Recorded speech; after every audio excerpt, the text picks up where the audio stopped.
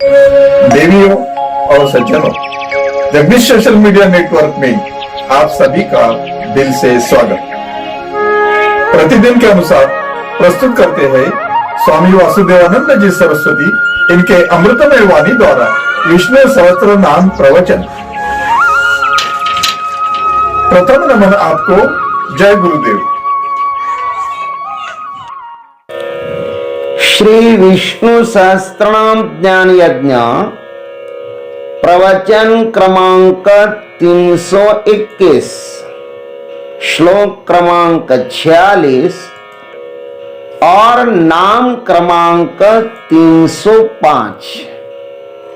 ओम त्र्यंबकं यजामहे सुगंधिं पुष्टिवर्धनम् उर्वारुकमिव बन्धनान् मृत्युर्मुक्षीयमामृतात्। समस्त जन कल्याण निरतं करुणामयम् नमामि चिन्मयं देवं सद्गुरुं ब्रह्मविद्वरम्। शान्ताकारं भुजगशयनं पद्मनाभं सुरेशं विश्वाधारं गगनसदृशं मेघवर्णं शुभांगं लक्ष्मीकान्तं कमलनयनं योगिभिर्ध्यानगम्यम् वन्दे विष्णुं भवभयहरं सर्वलोकैकनाथम्।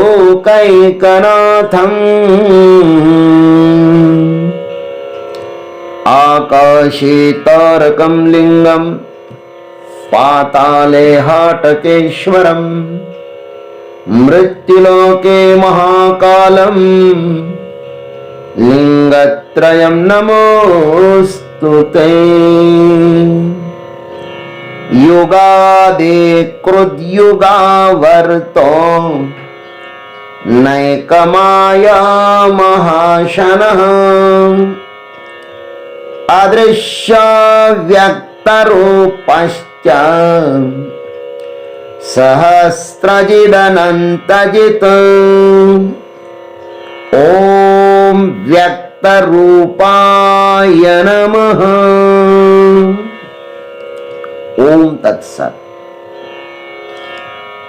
भगवान अदृश्य है ऐसा पहले कहा।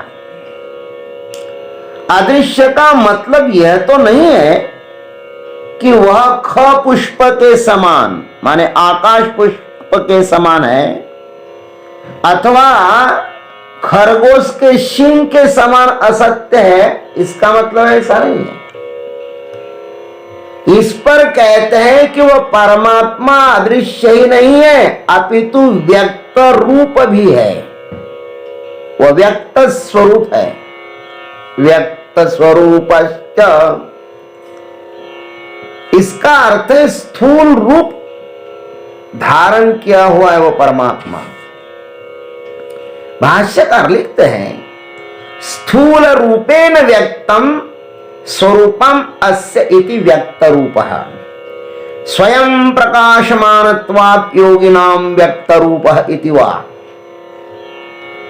स्थूल रूप से भगवान का स्वरूप व्यक्त है इसलिए भी व्यक्त रूप है, अथवा स्वयं प्रकाश होने से योगियों के लिए वह व्यक्त रूप है।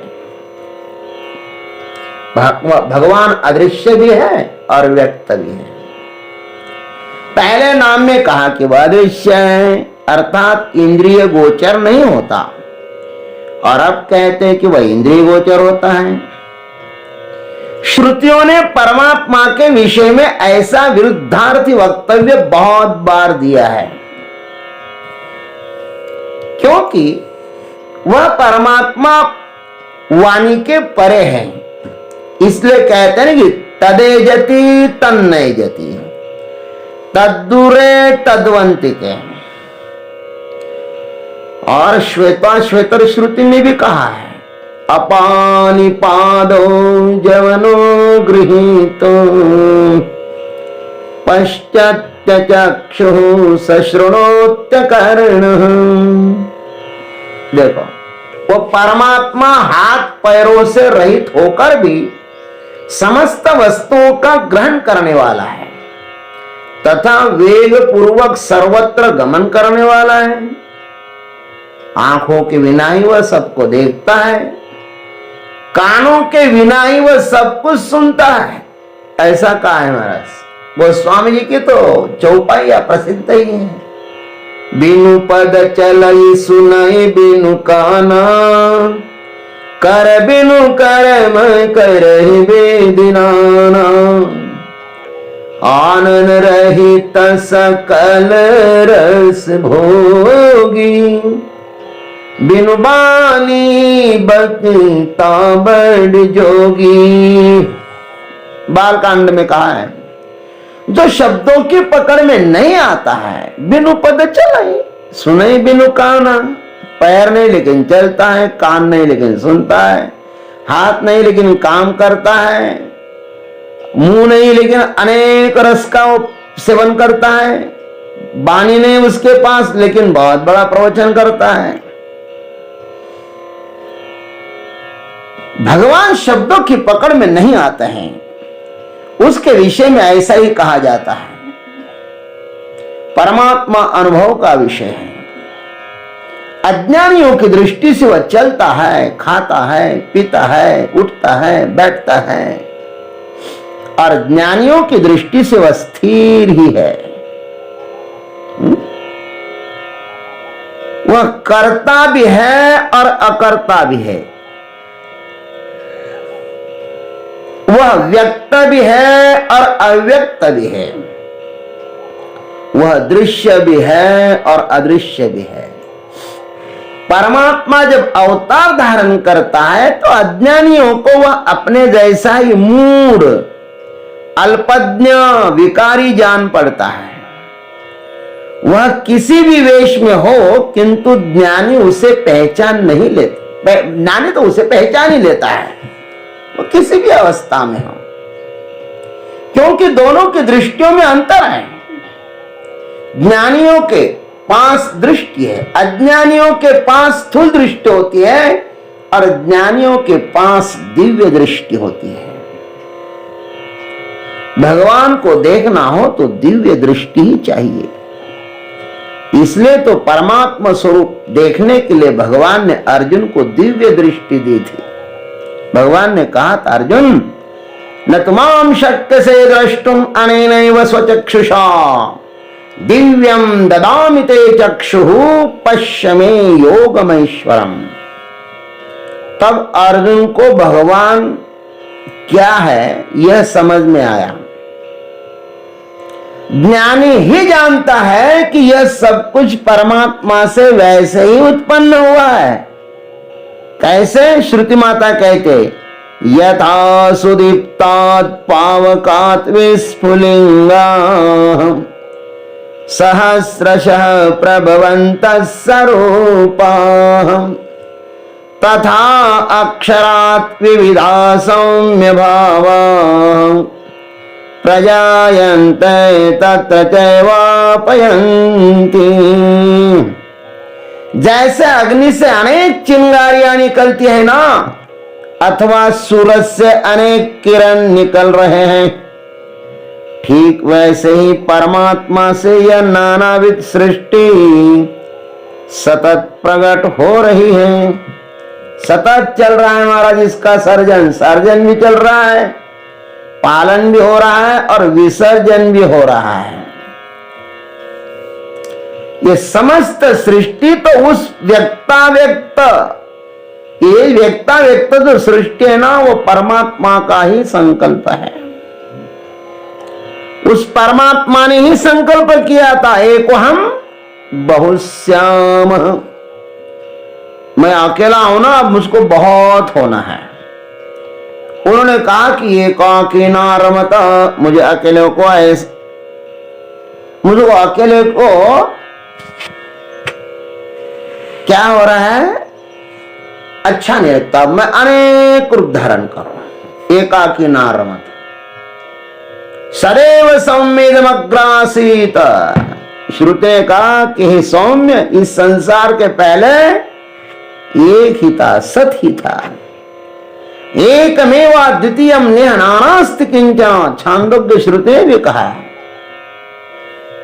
इसलिए आपने संत भी कहते हैं, अनंत रूपे अनंत वेशे देख ले मैं सिंह, बाप रखुमा देवी वरखुन बांध ले कैसे, देखिला माए देवाचा देव, फीटला संदेहो निमाले तुझे पर, अनंत अवतार घेसी भक्ता कारणे, कनवाणु कृपाणु दिनालगी उद्धरने। इन सब प्रमाणों का गुह्य अर्थ यही है कि ये समस्त सृष्टि परमात्मा ही बना हुआ है। जो कुछ व्यक्त है और जो कुछ अव्यक्त है वह सब परमात्मा ही बना हुआ है। यह समस्त व्यक्ताव्यक्त प्रपंच उस सच्चिदानंद घन स्वयं प्रकाश परमात्मा से ही उत्पन्न हुआ है। जैसे अलंकारों को कहीं से भी स्पर्श करो वह सुवर्णों को ही किया जाता है, अथवा घटों को कहीं से भी स्पर्श करो वह मिट्टी को ही छुआ जाता है। वैसे ही इस संसार को कहीं से भी छुओ वह व्यक्त परमात्मा को ही स्पर्श किया जाता है। हम चाहे तो भी आकाश को नहीं त्याग सकते। परमात्मा को आप जानो या न जानो उसको कोई भी अंतर नहीं पड़ता। उसके नाम रूप अनेक है लेकिन वह है मात्र एक ही। इसलिए इस व्यक्त स्वरूप की सदैव पूजा करो। जे जे भेटे भूत ते ते मानिजे भगवंत, हा भक्ति योग निश्चित जान माझा, अथवा सर्वस्य चाहम हृदय सन्निविष्ट। इन उक्तियों पर दृढ़ विश्वास रखते हुए इस व्यक्त परमात्मा का भजन करो, अनुसंधान करो, इसी में ही हमारा हित है। और शायद भगवान ने ये शरीर इसलिए दिया है, ये बुद्धि इसलिए दिया है कि इसे आंखों से उसका दर्शन करो। ये आंखें परमात्मा को पाने के लिए ही दी है, ये शरीर परमात्मा को पाने के लिए ही दिया है। इसलिए उसका हमें उपयोग करना चाहिए, अभी नहीं तो कभी नहीं। ओम तत्सत। जय गुरुदेव, जय जगदीश्वर, जय जय महाकाल। अभी आप सुन रहे थे स्वामी वासुदेवानंद जी सरस्वती इनके अमृतमय वाणी द्वारा विष्णु सहस्त्र नाम ज्ञान यज्ञ प्रवचन का अगला भाग लेकर कल सुबह फिर उपस्थित होंगे। हरिओम।